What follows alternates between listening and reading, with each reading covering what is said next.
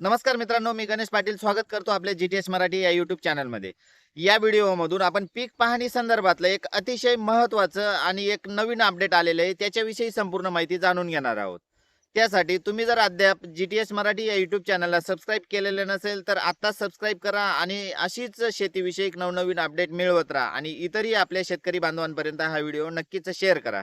चला बघूया आपण पीक पाहणी संदर्भातलं काय आहे नवीन अपडेट. दरवर्षी शेतकरी बांधवांना पीक पाहणी ही स्वतःच्या मोबाईलवरून DCH-MH या ॲपमधून लावावी लागते. त्याआधी आपण तलाठी बांधवामार्फत आपली ई पीक पाहणी म्हणजे पीक पाहणी लावली जायची. त्यानंतर त्याला डिजिटल स्वरूप देण्यात आलं, म्हणजे स्वतः शेतकरी बांधव आपल्या मोबाईलमधून आपल्या शेतीच्या बांधावरून आपली ई पीक पाहणी स्वतः लावत होता. पण त्यात खूप साऱ्या प्रमाणात अडचणी येत होत्या. काही शेतकरी बांधवांकडे Android मोबाईल नसणे, काही वेळेस नेटवर्कचा प्रॉब्लेम, काही वेळेस त्या ॲपबद्दल असलेलं अज्ञान आणि ते ॲपमधून पीक पाहणी किंवा पीक सिलेक्ट करण्याची जी पद्धत होती, त्याच्यात खूप अशा अडचणी शेतकरी बांधवांना येत होता आणि त्यामुळेच पीक पाहणी लावण्याचं 100% उद्दिष्ट हे पूर्ण होत नव्हतं आणि त्याच वेळी शासनापर्यंत ही चुकीची माहिती पोहोचत होती. काही वेळेस शेतामध्ये वेगळंच पीक आणि प्रत्यक्षात पीक पाहणीवर लावलेलं वेगळंच पीक, यासारख्या खूप मोठ्या अडचणी या येत होत्या.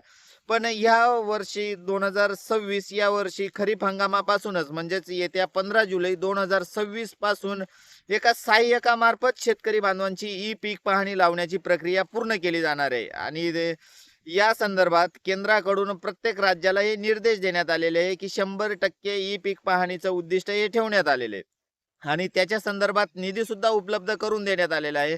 तेव्हा प्रत्येक राज्याने आपापल्या राज्याची ई पीक पाहणीचं जे उद्दिष्ट आहे ते पूर्ण करून त्याची माहिती शासनाला देणं हे बंधनकारक आहे. आणि ई पीक पाहणीच्या संदर्भात सहाय्यकाची नेमणूक ही तहसीलदारामार्फत करण्यात येईल.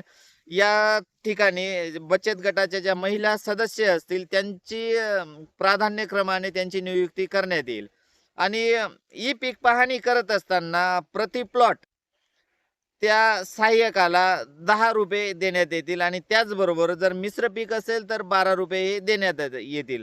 तर अशी महत्त्वपूर्ण अपडेट आपण या व्हिडिओमधून बघितलेली आणि येत्या 15 जुलै 2026 पासूनच सहाय्यकामार्फत आपली ई पीक पाहणी लावली जाणार आहे आणि शेतकरी बांधवांना असलेल्या अडचणींपासून हा एक प्रकारे दिलासा आपल्याला या ठिकाणी म्हणता येईल.